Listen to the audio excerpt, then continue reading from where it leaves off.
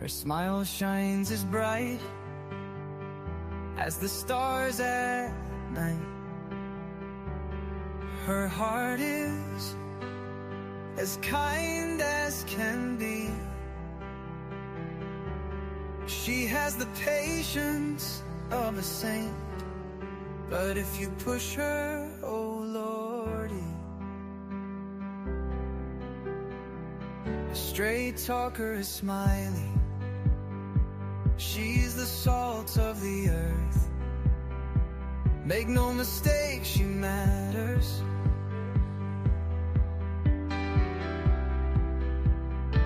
Catch Smiley's story on a live stream. Oh boy, that girl can matter. Go Smiley. She's Smiley, alright. She's Smiley. Make no mistake why she's here. She's Smiley, alright. She's Smiley. If you're guilty, she'll smell out your fear. Missing posters and stories of heartache and fear. She tells us all of the heartbreaking tears. She can sniff out the guilty from a mile away. If Smiley's on the case, then she's here to stay. She cares about these missing children. She cares deeply about them all.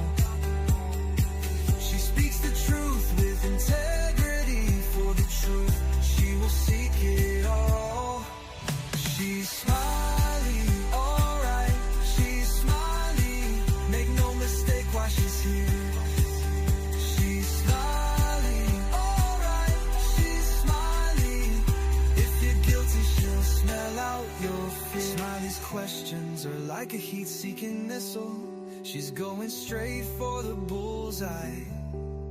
Don't ever believe you can fool her. She's too wise, man, she won't comply. She values freedom like the 4th of July. She values respect even more. If you want to earn a place at Smiley's table, watch the clock, it takes time for sure. She's Smiley, alright. She's Smiley. Make no mistake why she's here. She's Smiley, alright. She's Smiley. If you're guilty, she'll smell out your fear. If you break her trust, you're done for. Trust don't grow back like grass. So don't give Smiley a reason to doubt you, or that friendship will shatter like glass. She's a damn good woman, that much we know. She puts in the hours to bring them kids home. If your child is missing, you want Smiley on the case. She is always willing and she gives so much grace. She's a Smiley, alright. She's a Smiley. Make no mistake why she's here. She's Smiley, alright. She's Smiley. If you're guilty, she'll smell out your fear. If you're guilty, you better feel fear.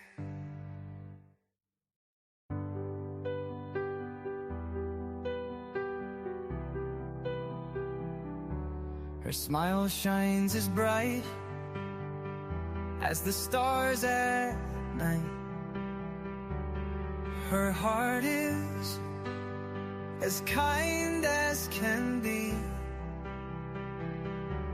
She has the patience of a saint, but if you push her, oh Lordy.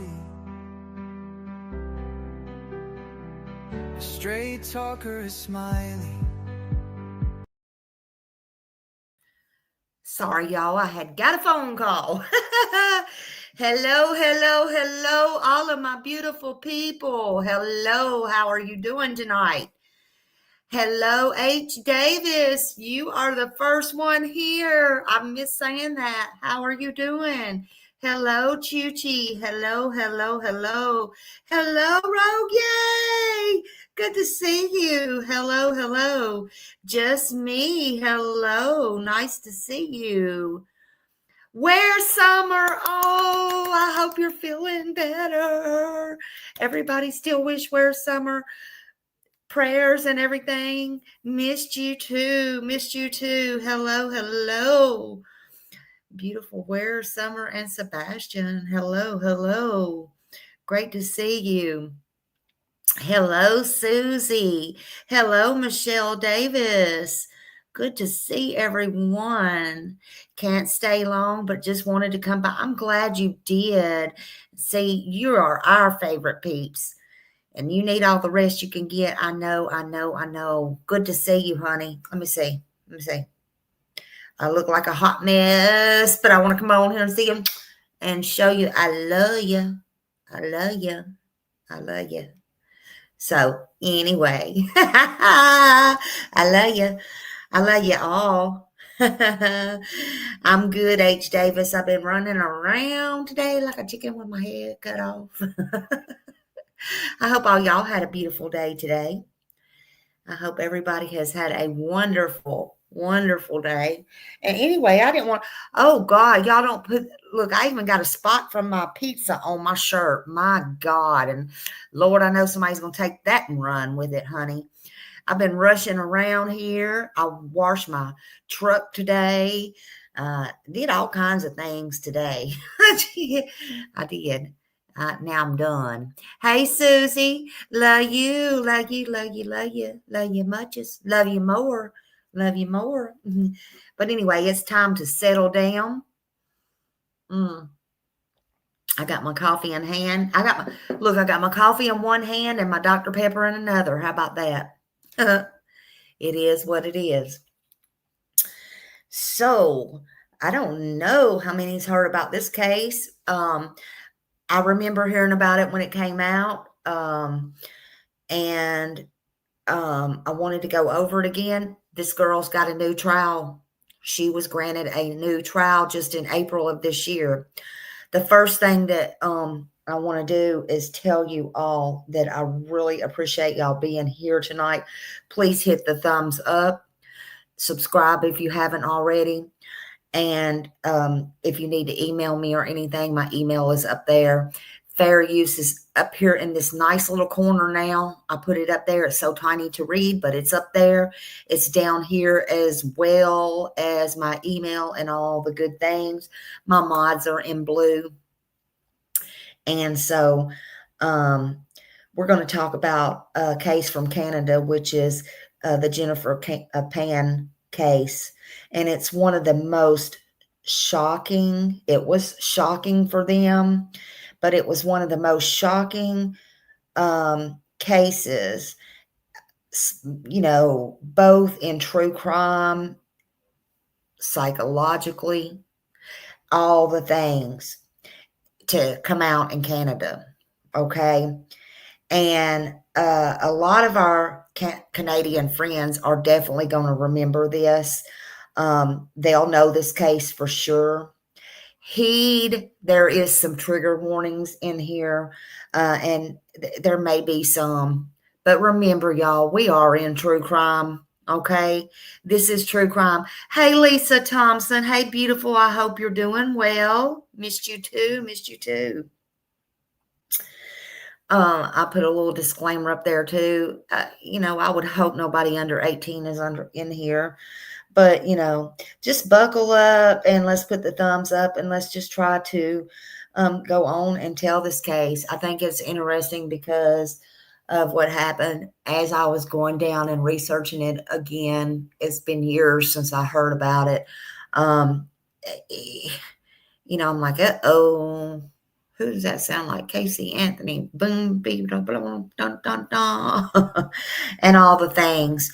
And, yeah, it's just wild. And we got a little bit of this one and that one in there as usual. So it's very triggering. But I would greatly appreciate it if y'all would hit the thumbs up. First thing I want to do before I go into all my little stuff here is I want to try to, if I don't flub it up, I want to try to play the 911 tape. Okay. I believe she was 21 or 24 at the time. I think she was 24. But anyway, lies. This is what I'm talking about, lies as well. We're going to get into lies. We're going to get into covering up, double lives, all the things. And also, although she was an adult, what we consider an adult here, these young'uns not wanting to be told nothing, not wanting the best for them, right? Why does it have to come to these things? Well, anyway, let's get down to it. Let me see here. Okay. Now, this credit, I want to give credit where credit's due. This came off of Facebook, and I'm assuming today is I'm not familiar with the channels in Canada. I'm assuming this is the news channel right here, but if I'm wrong, I'm sure my mods will catch it and put it up. But anyway, credit to whoever. Okay, let's just get this done. Uh-oh. Hold on. Okay, where are you? Let me back it up. Calm down. What some people broke into our house and paid to show us all his money? Ma'am, where are you? On November 8, 2010, 24-year-old Jennifer Pan made a desperate 911 call. Her family's home in the quiet Canadian neighborhood of Markham, Ontario, had been invaded by gunmen and robbed. Her mother was killed by a gunshot wound to the head, her father barely clinging to life after being shot in the shoulder and face. Jennifer told investigators that she had been separated from her parents and tied up during the attack. At first, the Pans' home appeared to be randomly targeted, but police grew suspicious of Jennifer as more details emerged. During questioning, investigators learned that Jennifer's parents had seemed to be rather controlling of her life choices, dictating her activities and restricting her social life.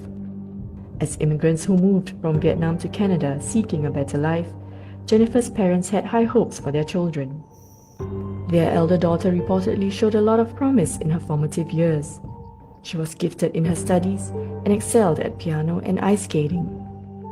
But in her teens, Jennifer started losing interest in her studies and her grades suffered. This led her to start living a double life, deceiving her parents about her activities and relationships. She lied about graduating high school and even pretended to study pharmacy at university, faking school documents and transcripts just to keep up appearances. But her web of lies started to unravel, and her parents had discovered the truth. They also learned that she had continued to be in contact with her ex-boyfriend Daniel Wong, whom they had forbidden her from seeing. This raised police suspicions that Jennifer might have been involved in the attack on her parents, but it was her father's chilling recollection of the night's events that firmly placed her under the scrutiny of detectives. Days after the shooting, Mr. Pan awoke from his coma and revealed that he had witnessed his daughter speaking comfortably with one of the gunmen that night. When police confronted her with this information, Jennifer confessed to hiring the hitman, but insisted that she had arranged for them to kill her, not her parents. But the police didn't buy it. They found incriminating text messages between her and Wong, who helped set up the hit, as well as the gunman who executed the shootings. During Jennifer's trial, Mr. Pan informed the court that he had told his daughter to end her relationship with Wong or wait till I'm dead. In 2014, Jennifer was convicted of first-degree murder and attempted murder and sentenced to life in prison alongside 3 of her co-conspirators. However, all 4 perpetrators successfully appealed the ruling in May last year and are currently awaiting new trials. So that was that. That was just, I wanted to give y'all a little bit of, kind of background and what was going on there. Just so you kind of know. But, her lies led into one thing after another. So who was Jennifer Pan? Jennifer, she was born June 17th, 1986. And she was, her hometown was in Toronto, Canada. Her dad, they called him Han, and she had a younger brother named Felix. And they, again, as you heard, come from over at Vietnam. And they wanted the best life for them, that her parents tried to give them the best life. Now, Jennifer grew up in a very strict home. She did. It was achieve, they wanted them to achieve well. They tried to drive that in their household. Uh-oh. Well, stop. I hit the wrong button. They tried to drive that in their household. And, by them being refugees from Vietnam, they worked real hard to build a stable life in Canada. And Han, the dad, he was a tool and die maker, and they worked, again, very hard. Now, her mom, Big, she worked in an upper middle class place. They were in an upper middle class neighborhood, and she worked in a place in a paint shop. And so they both worked hard. They worked hard, long hours, hard, long jobs. So far, so good, right? Well, not really. Not really. Looks can deceive. Things are not always what they seem. Her parents had what was often called a trigger parenting style, if you will. Now, they wanted education, they wanted obedience, they wanted success above everything else. And from a very young age, they said Jennifer played piano. She, figure skated. She was expected to get good top grades, and she was an honor student, right? They wanted her to be a pharmacist or a doctor. You know what? She had such a bad life, didn't she? She had two parents who really cared for her and wanted the best for her and didn't want her out ripping and running and in trouble. Huh. Who brought her over here, and just wanted the best for her. She had a real bad life. Tough, huh? Wow. How, I know in some cultures that's just how it is. That's how it was for, also, I have a daughter-in-law from Thailand. And, some cultures are just like that. That's just the way it is. But Jennifer, she struggled with those things. Her brother, not so much. He did well under pressure, but not Jennifer. And some kids don't. I don't care what culture you come from or what your background is. But see, Jennifer started lying. She tried to cover up because she started failing in school. Was it because of her boyfriend or her ex-boyfriend? I don't know. I can't really say that. It probably had a lot to do with it, but I don't know. Daniel, her boyfriend, had come to find out he had, petty charges, whatever. He was on drugs, all these things. So that came into play later, but the point is she started failing and struggling in school. Well, see, me personally, again, but I don't have those backgrounds and I don't have that culture. It just is what it is. And that's what I say in a lot of my cases. Maybe it's just me and I don't understand. Sometimes I say, well, with the CPS cases, why would you want to get rid of one if you can't see them? If you're with me, you understand what I'm saying. But listen, she started to lie and she started to cover up her failures instead of asking for help, instead of going to her parents, because maybe she was afraid. Maybe she didn't want to disappoint. I don't know what all of that could have been. I don't know. But I know one thing. She didn't do the right thing. She didn't go to teachers for help. She didn't go to anybody for help. And from what I'm seeing, okay, what she did do, though, was she lied. And one lie led into another lie, and it led into another lie. I told y'all, I always tell you, all lying does is lead you into other things. And it led her into a double life.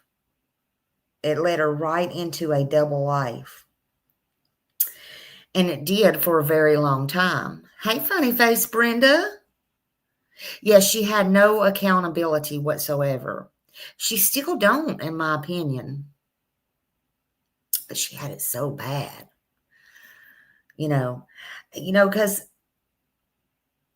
what was she afraid of? We'll get that late. We'll get there later. But I'm not buying into it. I just ain't. Now, none of that ended up well for her. Her lies, her double life. She started cheating.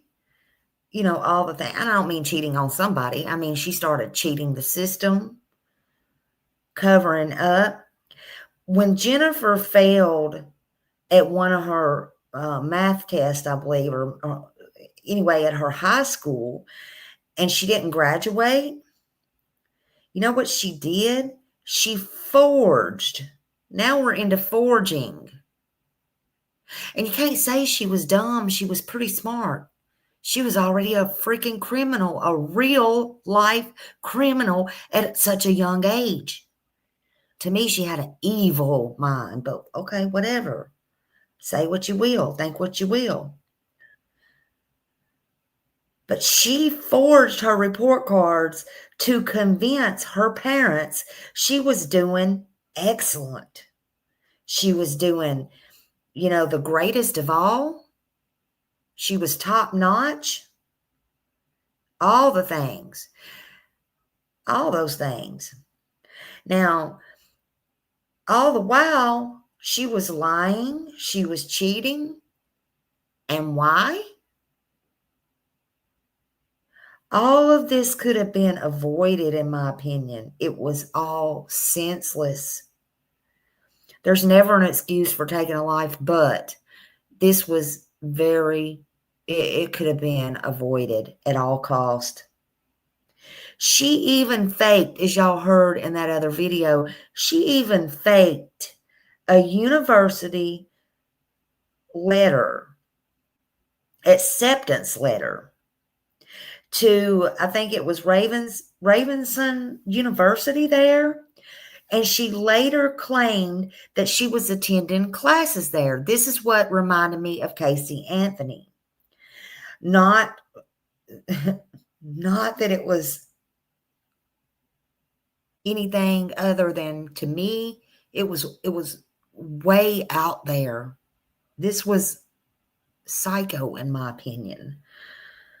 For 2 years, she pretended to go to college. She got up, she got ready, she would leave her house, she would say she was going to class. She would spend time instead, though, with her boyfriend. His name was Daniel Wong. Or she would stay at her friend's house. She would do anything she could but be where she was supposed to be. Exactly. Evil. That's the way I see it. Evil.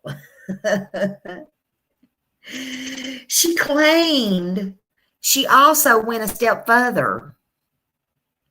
She claimed she was volunteering at a hospital. Now, why would she even go on to continue the lies and the double life? Okay. She claimed she was volunteering.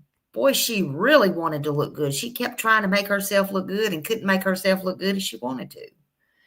She claimed she was volunteering at the hospital.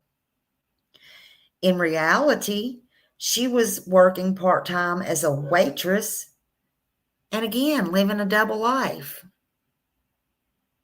I mean, I don't think like a criminal, but sometimes you got to try to. But then again, I'm sitting there going, damn, wasn't she scared somebody would come in there and see her waitressing, whether it be her parents, they got to eat, or would it be a neighbor, a friend, somebody she's lied to? What the heck is going on here?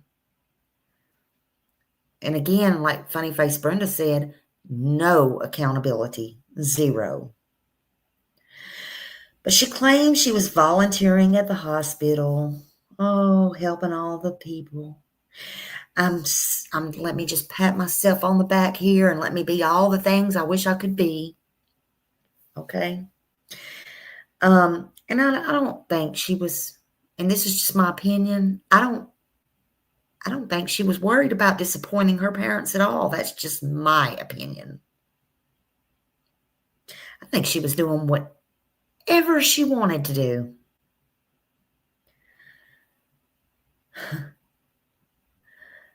Again, I ask, other than maybe the culture, and I say maybe, I don't really say that lightly, but,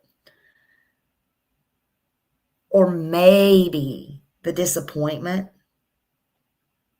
she thought she might, and I'm stressing that because,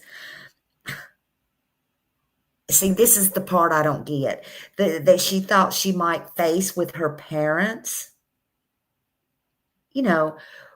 Why was she even living this lie? And for something so silly, in my opinion, none of it makes sense. It's so senseless. There's much bigger things that she could have been worrying about or worrying with, honestly. I'm not so sure her parents would have not forgiven her. Come on now. For something about school? Something about not passing a freaking math test? I don't care how strict you are. No, I'm not buying it. Her parents believed she was studying for her pharmacy license or whatever, her degree. When her father Han discovered the truth 2 years later, in 2010, he was furious. He was furious. And he forbid her from seeing Daniel Wong. He blamed Daniel, from my understanding. He saw him as a bad influence. He took her phone from her. He restricted her internet. He monitored her every move. I can't say that I blame him, only she was an adult, really. I don't know how they do that in Canada, but I think she was 21 or 24, 22, something like that. But the point of the matter is, she was living under their roof. And listen, people, I don't care if you're 99. If you're living under somebody's roof, you need to respect them, and you need to respect their boundaries, and you need to respect their rules, or get the hell out. Do you think she had a rebellious side to her? Yeah, sure do. I do. I think she had a real rebellious side. Because, see, her parents believed that, especially her dad, and I don't blame him because that's just a dad. I don't blame him. They found out she was seeing Daniel, it said again, so I don't know if she was doing this earlier when she was a minor, or, I don't know. They were both minor. I don't know. But I know this. It said that she was seeing Daniel again, and Daniel had this rough past, okay? Well, obviously, we're going to find out just how rough, but he had this bad passed, and they thought he was a bad influence on her. Now, sometimes these girls like these bad boys, okay? So, yeah, I think she had a little rebellion to her. But her father tried to, and maybe that was controlling. Maybe it was controlling to her. Maybe it was. But she, at that point, in that minute, had every right to be furious at her, at Jennifer. He definitely felt tricked. He felt deceived. He felt like lied to. He felt like their entire family, they were all living this lie and this falsehood because of what she did for 2 years. He probably thought, oh my God, my family is a laughing stock. That could not have been an easy pill to swallow. She got tired of a double life and hires him. Yes. Yes, she does. And now, which I can understand her father. Okay, I can. And I don't mean he had the right. Okay. I know that he felt that way. I know why he felt that way. I do. I would feel the very same way. But at that point, he had no clue, I'm sure, who Jennifer was. And he thought she was definitely influenced by Daniel. Not saying that she was or she was not. She made her own choices. She made those choices. She was old enough. She was smart enough. She was smart enough to do what she did. We're going to get into that in a minute too. Daniel was in high school, and he was her high school boyfriend. They both played in the school band when they were in high school. He came from a more lenient family and a family history than she did. He had they said, minor drug problem. Well, to me, a drug problem's a drug problem, right? But he had a minor drug problem and some petty crime. So that's one reason her dad blamed him. Her dad, I'm sure, was just scared he was going to drag his daughter down. And that was his little girl, his daughter. Yeah, absolutely. Some kids would be so lucky to have parents like that, right? Trying to give them the best they could and things like that. She was definitely ungrateful, if nothing else, in my opinion. But that's one reason he blamed him. Jennifer and Daniel's relationship, though, was very intense and very codependent on each other.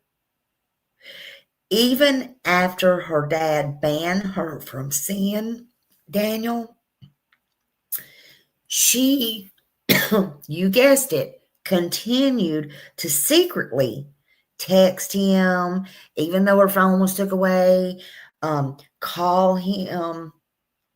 Listen, people, I want to tell you something. I want to tell you some real life stuff here.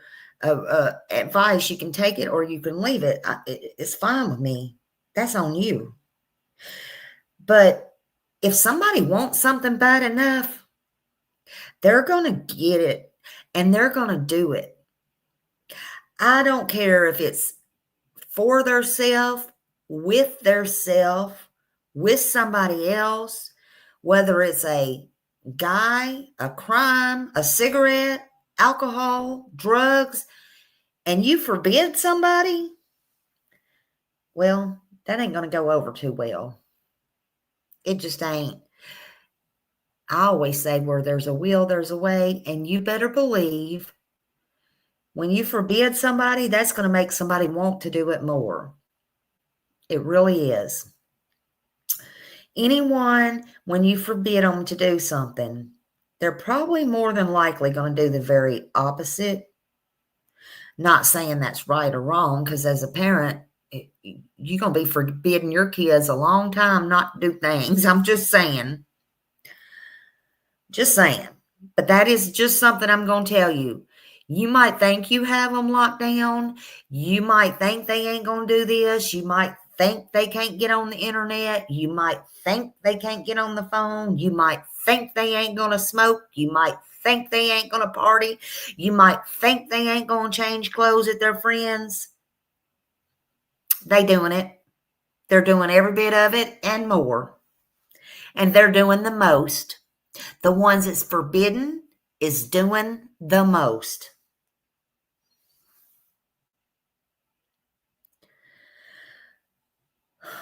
But there was a little twist in 2010. Before any horror show got started, Daniel, the bad boy, he was a boy. And he was a bad boy. He moved on. He got him another girl. Even with her sneaking out, he was going to do what he wanted to do. So he got him another girl. But Jennifer couldn't let go of that. She wasn't going to have that. I don't know if that was her first love or not, but I know one thing. That's when things took a dark turn. Jennifer was like, oh, heck no. So I guess Jennifer don't take no for an answer so well, whether it benefits her or not. Even when she sees people was going to move on, she ain't having it. It's going to be her way or no way, in my opinion. So what Jennifer does next, landed her where she's at today. Jennifer, this girl right here you see on my screen, that probably you would never think in a million years with that little baby face right there. Jennifer suggested, and now this is where it sounds like Rebecca. Jennifer suggested that they stage a kidnapping where Daniel would rescue her, come to her rescue, so they could be together forever and ever and ever. Think about that one for a minute. But that idea it evolved into something much bigger than that, much worse. You say worse? Yeah, I did. I said worse.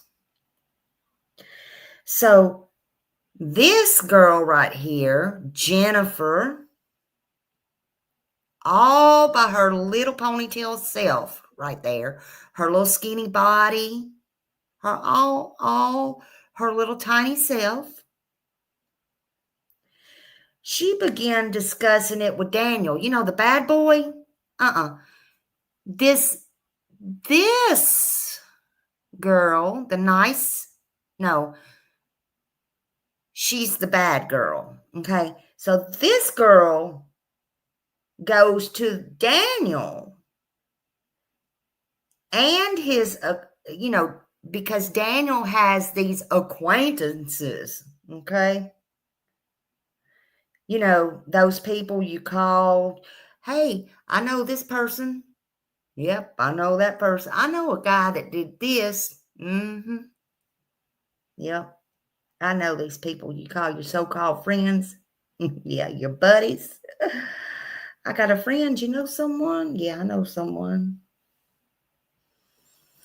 So she started plotting and she started talking. And then thanks to Daniel introducing her to his acquaintances, his so-called friends and buddies,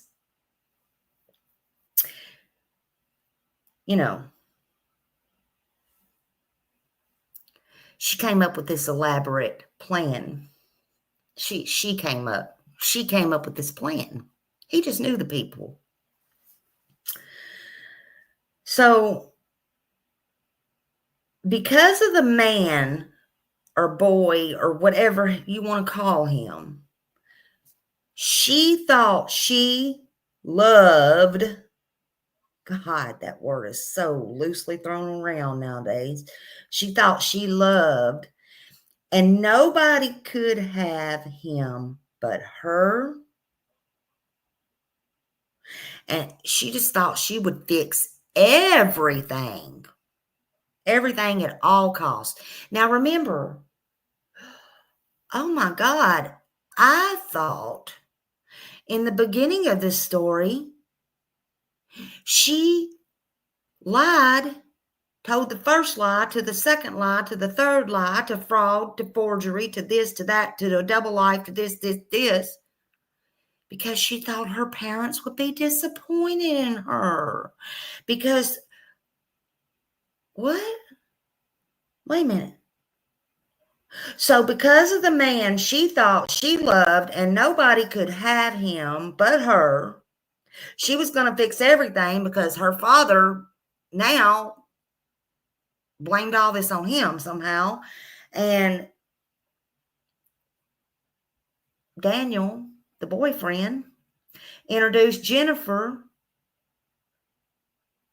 to, get this, his friend, Linford Crawford, who they called Homeboy.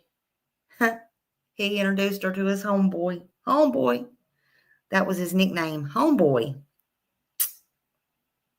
So through Daniel, and she also, from my understanding, met somebody named Eric, and there was another one. But these men, she met these people, and they were willing to commit murder for her for money on her parents. So now she's into hiring hitmen. Now it's more than one. Hitmen. See, money is the root of all evil, y'all. But I think she was born evil. The money's the root of all evil, and these people wanted money. And people, I'm telling you, they will sell their ever-loving souls for money, and it's so gross. I watch it every day on here, and that's what I'm talking about. Well, sure enough, this young lady on my screen, Jennifer, she promised them she would pay them $10,000 for her inheritance after her parents were dead. Dead as a doornail and gone, honey. Gone. Just gone. Unalived. Gone. She would give them $10,000. She was pretty confident that they would give her the inheritance. They hadn't changed the will, I guess. So on November 8th, 2010, that's when this crime took place. That night, around 10 p.m., in their home, where they should be safe and sound and doing whatever it is that a family does in their home, in their castle, whatever they wanted to do And yes, Jennifer was there. They lived on Helen Avenue in Markham. That became a scene of a horror show from hell that nobody in Canada forgot. That's for sure. Jennifer, she went and unlocked the door. She let the men in. The men, they were wearing hoodies and gloves. They had it all pre-planned, premeditated. They entered the house. They was armed with pew-pews. They took Han and Big up to their bedrooms. They demanded money. Oh, and get this. They demanded money. See, they wanted even more money. They even wanted more a piece of the pie. They wasn't satisfied with what they might get later on. Even they didn't trust this little evil person. Evil sees evil, real sees real. These are evil people right here. See, they wanted even more. They wanted it all.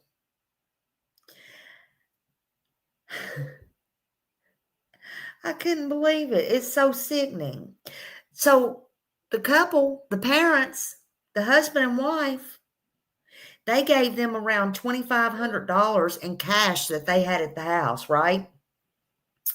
They abided by their demands. They wasn't trying to die. They was trying to live. They was trying to live. They were trying to do what they had to do. Take it. Take what you want. This is all we have in the house, $2,500. Take it. These people had no conscience. They took it all right. Then the intruders tied up Jennifer. Okay, they tied her up because that was the plan, remember? So they tied up Jennifer upstairs, but they didn't tie her too tight. Her phone was left very close to her, okay? Very close to her. And the phone was left within reach so she could actually call the police or whatever. And then in the basement, or in the bedroom, basement, whatever, wherever they was at, Big and Han were shot multiple times. The mom, Big, died instantly. Han survived, though. He was very gravely injured, and he later fell into a coma. So her little plans, they only half worked. That's horrible and the sad part. But Jennifer, she didn't know her dad wasn't going to make it, right? I mean, she thought he wasn't going to make it. She didn't know he did make it. Jennifer called 911, acting all hysterical. Listen to this. She was hysterical. Her parents had been shot during some home invasion. She put on a heck of a show. You know, I was thinking, this also reminded me of Candace Bly, what Candace did with Mary that night. I thought, my God, they need to be friends. If they're not, maybe they could be pen pals, because they both needed an Academy Award. That's for sure. That's for sure. I still say Candace gave one hell of a show that night. And this one here on my screen, her mom lay dead. She thought her dad was dead or was going to die. She pre-planned all of it. Somebody come in and tell me. Oh, my God.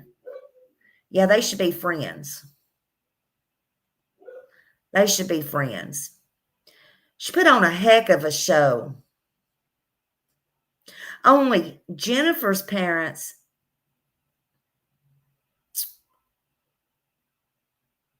thanks to her, one was dead and one lay dying. But one did survive. And that was no thanks to her. the one that survived. At first, the police believed Jennifer. Her 911 call sounded very convincing, and she appeared very traumatized. God, she had the police fooled. After all, who would think she was in on this? Who would think she was not devastated? Thank God she was not harmed, right? Thank God she was not killed, right? Thank God they didn't do the unthinkable to her, right?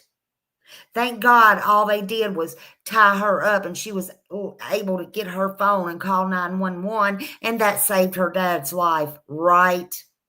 Yeah, right.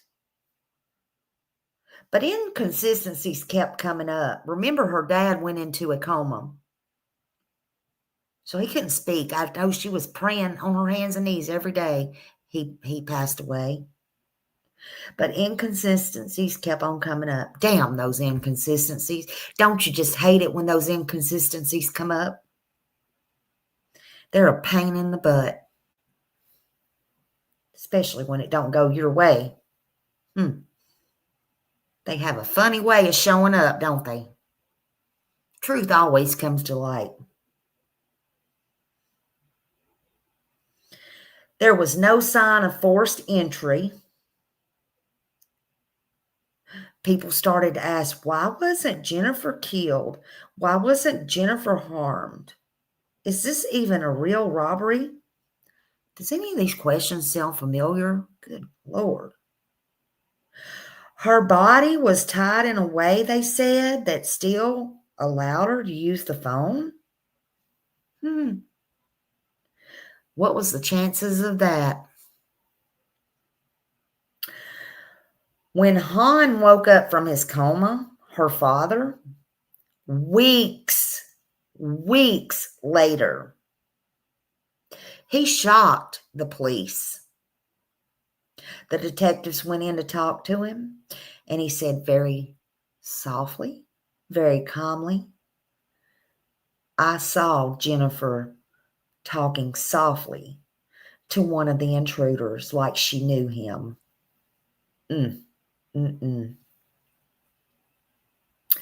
That single statement right there changed everything that day. Can you even imagine or comprehend how heartbreaking, how traumatic for him, how sad his wife was dead, what he went through? He just woke up. He's got a son. It's been weeks, they tell him he's been in a coma. His wife's done buried, I'm sure.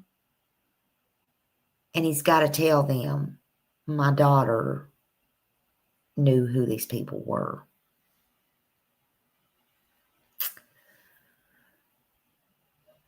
Police use this elaborate interrogation tactic that they call over there. Now, I've never heard it here. It may be, I don't know. But over in Canada, they have this thing. It's called Mr. Big. I kind of chuckled at that a little bit. It's called Mr. Big technique. And they pretend they already have irrefutable evidence regardless. Mr. Big. So Mr. Big came for Miss Little. Miss Little wasn't so big anymore. Under pressure, Jennifer then confessed. She confessed not to being a victim, but to orchestrating, premeditating this entire thing. She said she wanted her freedom, y'all. She said she wanted her freedom. And her parents, she wanted them gone because she was tired of being controlled. Wow. That's what she told them. Well, let Smiley tell you something. Anyone who is tired of being controlled in their screwed up thoughts because they lied, because they caused their self to live a double life until it couldn't be hidden anymore. The lies that ran out, the fake letters from the school, the lying, the stealing, the cheating, the forgery, being dishonest. Well, in my opinion, they get what they deserve, especially after hiring hits on their parents and trying to cause 2 deaths, but causing her mother's death. And God only knows what lifetime of trauma or physical injuries this has on her dad, because I don't know that part. But I know Jennifer, Daniel, Linford, which is homeboy, David, they were all charged with first-degree murder for her mother's death. And they were all charged for attempted murder for Hans' almost death. And again, it was attempted, but he did survive. Eric, he was tried separately due to he had some type of health conditions. The trial revealed a lot of chilling text messages between Jennifer and Daniel, that they planned this. She planned it with Daniel, which it had timestamps, and all the timestamps matched the crimes timeline and all that kind of stuff, which law would have found that anyway. Because even if they would have erased it, or she would have erased it, they would have found it. It would have still been there. But I guess they were just kind of dummies, right? Why didn't Mr. Wonderful set her free? Exactly. Yeah, nobody set her free. Exactly. He didn't come busting in the door. Hey, I come got you for a movie. Why didn't you answer? Here's your flowers, baby. Here's your chocolate in one hand and your flowers in the other. Oh my God, why are you tied up? These people, boy. Sometimes makes you wonder. It makes you wonder. Because he was probably going to run, if he hadn't got in trouble, he would have probably run on off with that other chick, right? But if she knew what he did, she probably wouldn't have had him either. And none of them's fit to have, in my opinion. But then on April 13th, 2015, Jennifer Pan and the co-defendants, they were found guilty of the first-degree murder and attempted murder, and they got sentenced to life in prison with no parole for 25 years. So she is currently, she is in Grand Valley Institution for the women there. And in 2023, she appealed her conviction, arguing that the trial judge made errors, but a Toronto court said the appeal upheld the verdict, okay, keeping her behind bars and all that stuff. Behind bars is where she needs to be, where she belongs, in my opinion, and she shouldn't be able to get out. Her father, Han, despite his injuries, everything, he testified against her, and he has completely, to this day, he still completely disowned her. He disowns her. And Jennifer, he's requested that he never has no contact with her ever again. And I don't blame him. I don't. There's some things that are just unforgivable. Felix, her brother, Jennifer's brother, He lived quietly. He lives quietly now in a private kind of setting. In the family home, it was sold, and the case remains very, I don't know, very, nobody will forget it there. It brings a chill to everybody's spine in Canada for sure. The family pressures, the murder for hire gone wrong. But don't forget, in 2025 of April this year, she's granted a new trial. So she will be getting a new trial here shortly. Now, psychologists, I don't agree. Some of these people, I'm sorry, I'm going to say it as nice as I can. I think they need their heads checked. And this is just my opinion. Some of the psychologists and criminologists, they analyzed Jennifer. They analyzed her motives. Some say why she did it. Some say, and this is the absolute one I do not agree on. It's my right, but this is what I don't understand in this case. It's what I don't understand in any other cases that I keep trying to tell y'all. I may not be coming across right. But listen to this. One said she did it for fear of failure. And that was a fear of failure of losing her parents' approval. Now, they need their heads examined to me, because make that make sense. That don't even make sense to say that. They've been around too many crazy people, in my opinion. I'm just saying, because how does that make sense? Fear of failure of losing her parents' approval and losing her parents. Okay.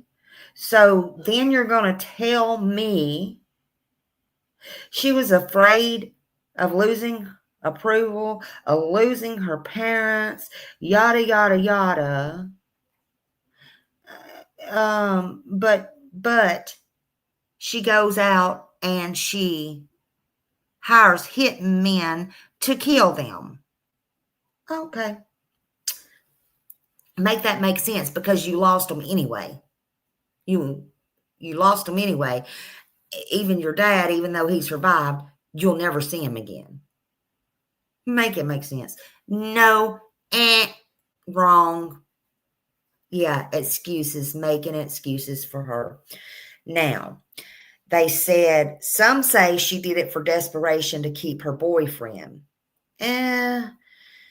Part of me says that might be part of the reason. I mean, I can see that being part of the reason, but I don't think it's all the reason.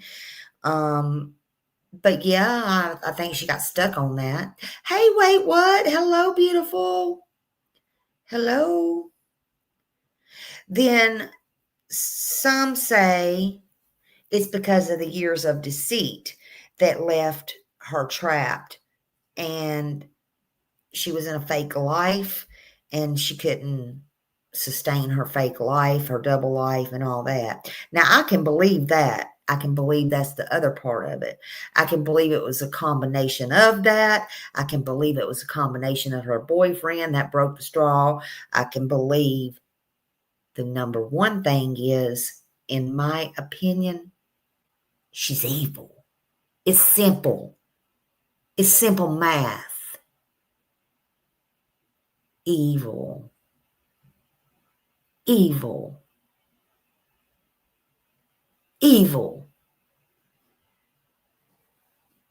She had no consideration for her parents, her brother, or anybody else, just herself, in my opinion.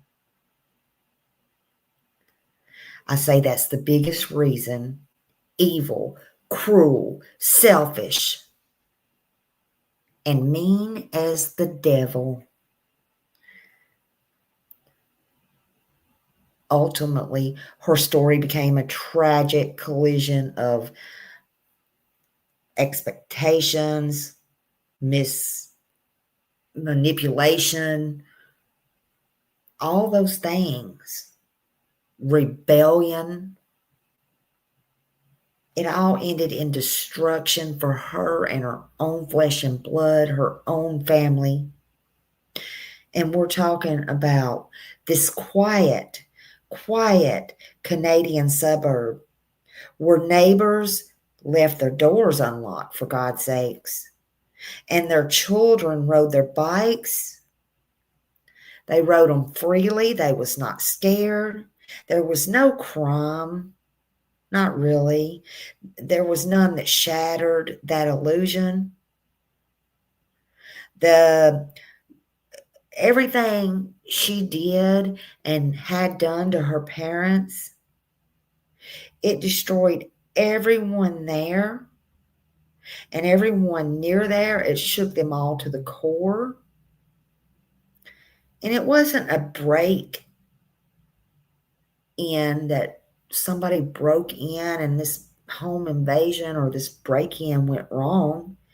This was planned by the worst daughter ever. Canada's worst nightmare of a daughter. Canada's worst nightmare of a daughter of the worst kind. Evil lurked among them. Those parents. Nightmare of a daughter. Nightmare of a sister. I'm sorry. Evil does exist. She planned this, and it was designed by one person, her, who was supposed to love her family the most. She loved herself, what she wanted to do, and thought, because I ain't going to say she did, thought she loved Daniel as well. That's not love. That's why I say thought. I would never pretend to know how somebody else feels, but I'm telling you, she thought. She loved the idea, in my opinion. Yes, absolutely. Evil reeks, Susie. You're right.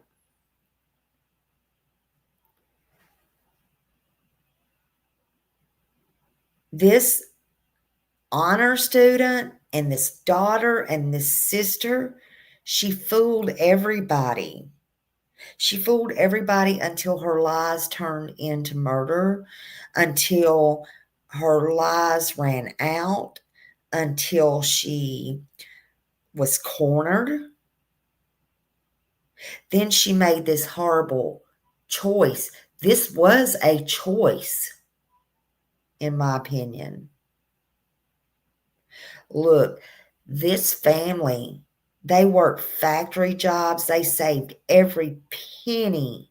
They pushed their children to succeed, to do better. They wanted better for their children. There's nothing wrong with that. Jennifer's father wanted her to be a pharmacist. That don't mean she had to be one, but sometimes, especially in different cultures, they do, want this and want that. Sometimes that is a little rough. You go, oh my God, I'm glad that ain't, the way we live.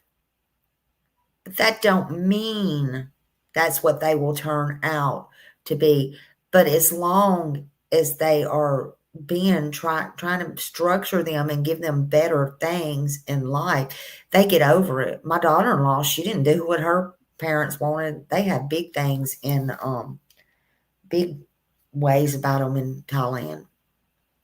But anyway, her mother comes down and stays a month, 6 weeks at a time. Her father's passed away now, but they love each other. They're,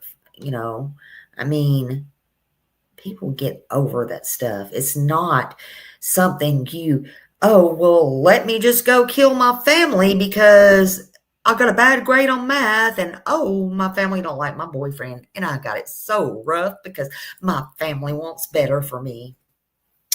Give me a break right now. Her father wanted better for her. Her mother wanted her to marry well. We all want that for our kids, no matter who we are. That don't mean we're going to get it. We can't live their life for them. It don't mean it. But we're not going to hate them. They're not going to hate us, hopefully. This girl is evil, in my opinion. But they do call it trigger parenting. Strict rules.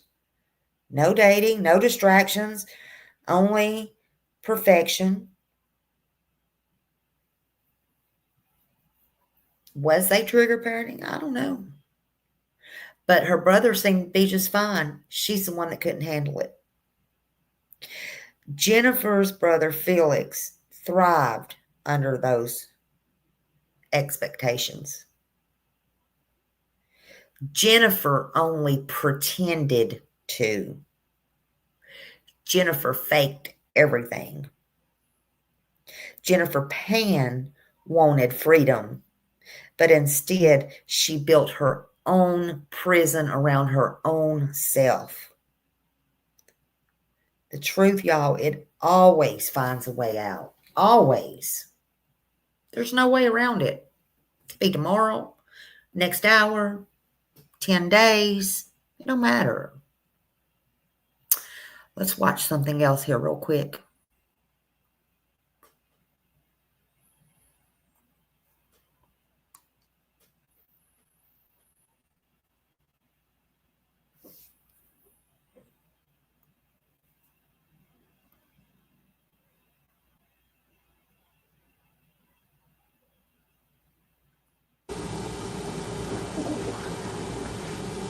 Okay? I'm going to bring it big. Hold on. Tell me what happened.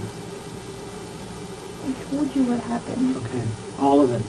You did. Okay. All you have to do is tell me right now that, Bill, yes, I made a mistake. Bill, yes, I made a mistake. This plan was for my parents. That's that's the only issue here. It's not about everything that happened that night. We know what happened that night, okay? But we also know that you made this plan for them, not yourself. Okay? Or it's not going to go to that. Okay, give me a second.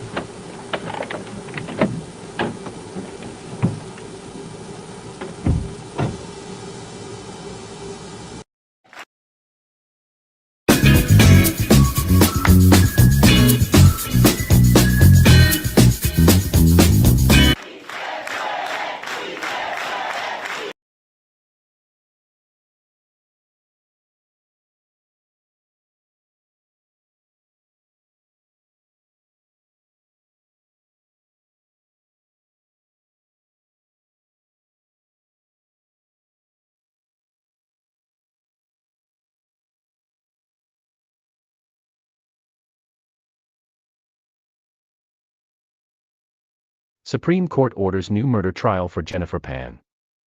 The Toronto area woman was sentenced in 2015 to life in prison without parole for 25 years.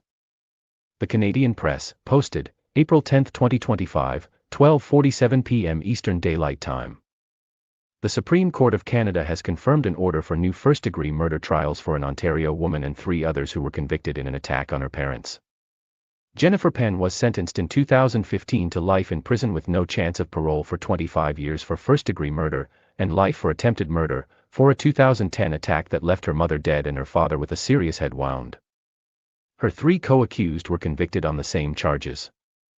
In its ruling Thursday, the Supreme Court said there should be new first-degree murder trials for all 4, but affirmed the convictions for attempted murder. On November 8, 2010, 3 armed intruders entered the Pan family home in Markham, Ontario, took the parents into the basement and shot both of them in the head and shoulders. Jennifer Pan, though not harmed, was tied to an upstairs banister with a shoelace. The Crown's theory at trial was that Jennifer, who had a difficult relationship with her parents, arranged for them to be killed with the help of others. All 4 of the accused were convicted in Ontario Court of First-Degree Murder and Attempted Murder. 2 years ago, Ontario's Court of Appeal ordered new trials on the first-degree murder convictions. Trial judge erred in instructions to jury, Court of Appeal. The Court of Appeal said the trial judge erred by suggesting to the jury only 2 scenarios for the attack, one in which the plan was to murder both parents, and another in which the plan was to commit a home invasion, in the course of which the parents were shot. The appeal court said the judge should have presented the possible verdicts of second-degree murder and manslaughter to the jury in the death of Pan's mother. The Crown appealed to the Supreme Court, seeking to restore the first-degree murder convictions. The accused each filed cross-appeals arguing that the trial judge's error in instructing the jury also tainted the attempted murder convictions and calling for new trials on those counts. Jennifer regarded her parents, and especially her father, as strict and controlling, the Supreme Court said in its ruling. She lied to them about graduating from high school, attending what is now Toronto Metropolitan University, completing a degree in pharmacy from the University of Toronto, volunteering at the hospital for sick children and working at a pharmacy, the court said. She created fake diplomas, transcripts, graduation photos, and pay stubs to maintain the facade, the court said. The top court found the trial judge erred in concluding there was no air of reality to the theory about a plan to kill only the father. Writing for the majority on the top court, Chief Justice Richard Wagner said the jury could have had a reasonable doubt that the mother was one of the intended targets of the plan, while accepting the factual inferences required to convict the accused of second-degree murder or manslaughter. While there was strong evidence supporting the Crown's theory that both parents were targets, there was no undisputed evidence contradicting the idea that the plan was only to kill the father, Wagner wrote. As a result, there was an air of reality to the offenses of second-degree murder and manslaughter and they should have been left with the jury, he wrote. The Supreme Court rejected the argument there should be new trials on the attempted murder counts.